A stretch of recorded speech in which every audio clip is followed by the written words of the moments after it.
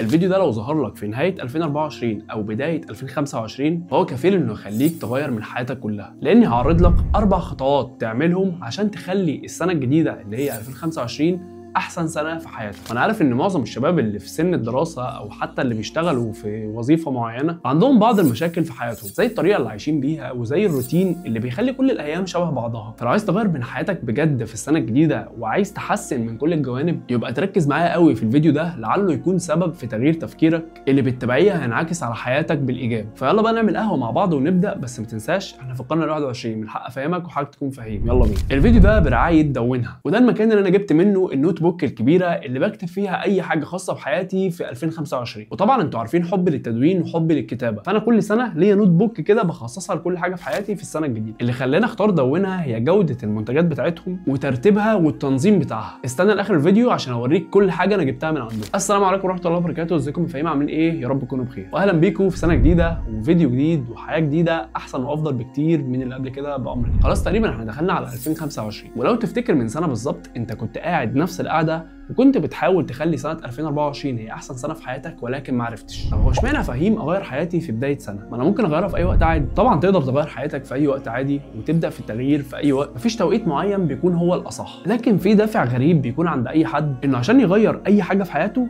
يستنى بدايه اي حاجه جديده، بدايه شهر، بدايه اسبوع، بدايه سنه. فاحنا بنستغل بدايه كل سنه ونقف كده ونبص على حياتنا ونشوف ايه هي الحاجات اللي احنا عايزين نغيرها ونبدا بقى نحاول نغيرها طبعا للاحسن. انا عايزك تتخيل معايا ان انت بكره الصبح عندك مدرسه او شغل او حتى جامعه، بترجع منه تاكل وتقعد مع اهلك شويه، او ممكن تنزل تقعد مع اصحابك او بتتفرج على ماتش كوره لحد ما يجي ميعاد النوم بتاعك وبتنام عشان تصحى تعيد نفس اليوم من تاني، والايام عماله تجري بيك وانت مش عارف هل الحياه اللي انت بتعيشها دي هي الصح ولا الطريقه دي غلط وفي طريقه احسن منها ولا ايه بالظبط. المشكله دي كانت بتواجهني بشكل مستمر لحد ما قدرت اوصل لاكتر 4 حاجات انا من بعد ما عملتهم طريقه تفكيري اتغيرت تماما، وده انعكس على حياتي بالايجاب بشكل كبير جدا. اول حاجه عملتها هي اني اتعرفت على نفسي، جبت ورقه وقلم وبدات اتعرف على حياتي كلها، عاداتي واهتماماتي والحاجات اللي انا نفسي اوصل لها والحاجات اللي انا وصلت لها بالفعل. كل حاجه في حياتي بدات اكتبها على ورق، والخطوه دي عرفتني انا مكاني فين والطريق اللي المفروض امشي فيه. انا عايزك تكون فاهم ومدرك ان كل الحاجات الصغيره اللي انت بتعملها على مدار اليوم بتاعك هي اللي بتكون الشكل العام لحياتك. فانت في الخطوه دي عشان تنفذها صح هتجيب نفس الورقه والقلم وتكتب اكتر 3 عادات او اكتر 3 حاجات انت نفسك تبطلهم، انت شايف ان هم مأثرين على حياتك جدا بالسلب ودايما بيرجعوك لورا، وتكتب اكتر 3 عادات جديده انت نفسك تعملهم. واخر حاجه هتكتب اكتر 3 اهداف انت نفسك تحققهم في السنه الجديده. ممكن يكون عندك اهداف اكتر لكن انا عايزك تكتب اكتر 3 فيهم، وبعدها اسال نفسك كام سؤال زي ايه نوع الشغل اللي انت نفسك تشتغله، وايه شكل البيت اللي انت عايز تعيش فيه، ونوع العربيه اللي انت عايز تركبها، وهل بالطريقه اللي انت عايش بيها حياتك الفتره دي هتقدر تحقق الاهداف والاحلام دي ولا لا، وهل نوع الشغل او الدراسه اللي انت بتعملهم الفتره دي هيوصلوك للحاجه اللي انت عايز توصل لها في يوم من الايام. لو الاجابه على كل الاسئله دي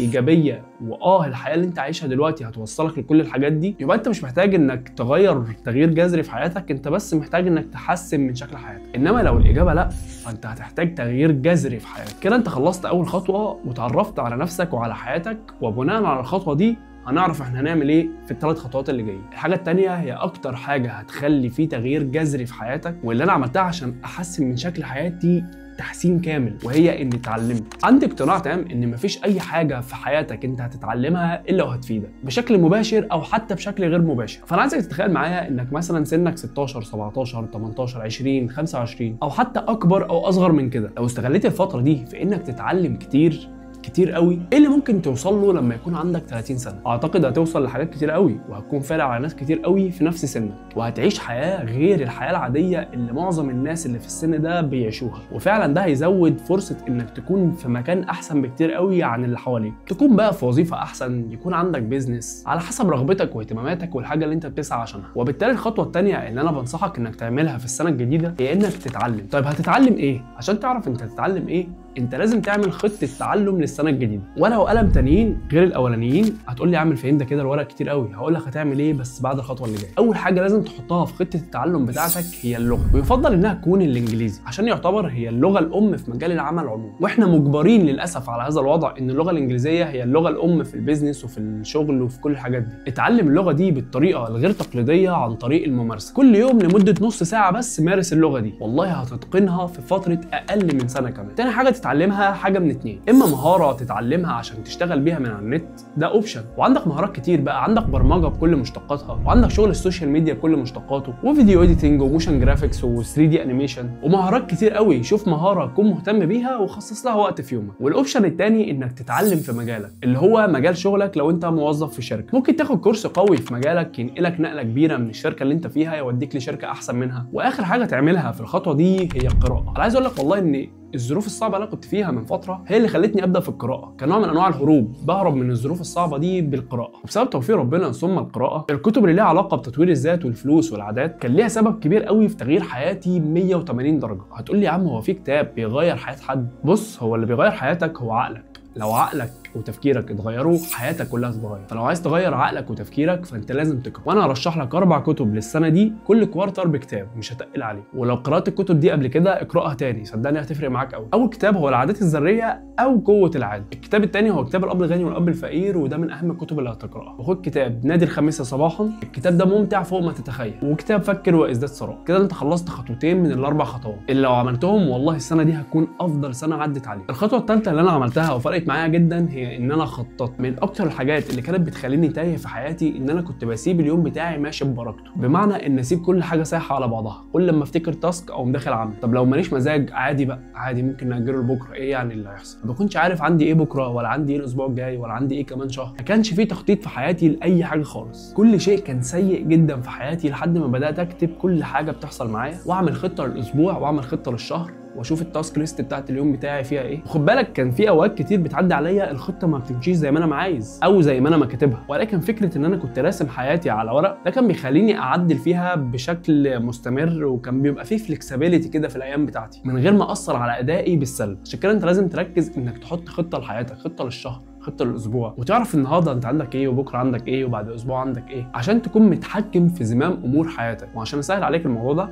اتفرج على حلقه التخطيط، هتفهم ازاي تخطط من اول الخطه السنويه لحد اليوم بتاعك. وبمناسبه الخطه والورق الكتير اللي انت هتستخدمه في الخطوات اللي فاتت عشان تخلي حياتك احسن، فانا لازم اوريك العامل المساعد اللي سهل عليا كل الكلام ده، وهي النوت بوك اللي انا جبتها من دونها. انا جبت منها نوت بوك متقسمه التقسيمه اللي انا محتاجها، واللي بتسهل عليا حاجات كتير قوي، وبتخليني متحكم في كل حياتي، وحاطط كل حاجه في حياتي في ورقه او في نوت بوك واحده، وبالتالي اقدر ارجع لاي حاجه في حياتي عن طريق النوت بوك دي. هسيب لكم لينك شراء المنتجات من دونها في الديسكربشن، وفي برومو كود بتاعنا لو استخدمته هتاخد خصم. ادخل وبص على المنتجات، ولو انت محتاج حاجه فاشتريها منهم. المنتجات بتاعتهم الكواليتي بتاعتها عاليه جدا. اخر حاجه انا عملتها عشان اتحكم تحكم كامل وكلي في حياتي هي اني قربت من ربنا بجد. اقسم بالله ما في حاجه هتريح قلبك ولا بالك الا لما تقرب من ربنا، لان عمرك ما هتوصل لمرحله القناعه الا لو ايمانك قوي. ودي النفس اللي بيجيلك بسبب مشتتات الحياه الكتير قوي اللي قدامك عمره ما هيتحل الا لو انت قريب من ربنا. والقرب من ربنا مش صعب، هو تقريبا اسهل خطوه من كل الخطوات اللي احنا اتكلمنا عنها. تخيل انك بتصلي الفروض على وقتها وعامل ورد من القران كل يوم قبل ما تنام، ولكن الورد القراني مش هيكون قراءه عشان تاخد الثواب بس، لا انا عايزك المره دي تتدبر القران، لانك والله ما في غير كتاب واحد بس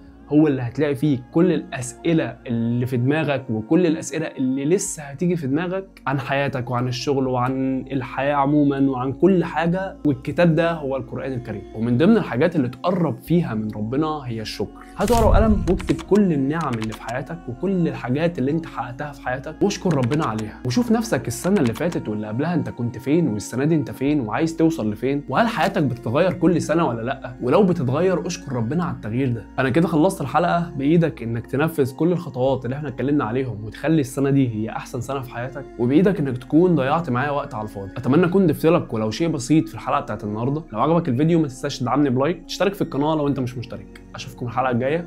سلام.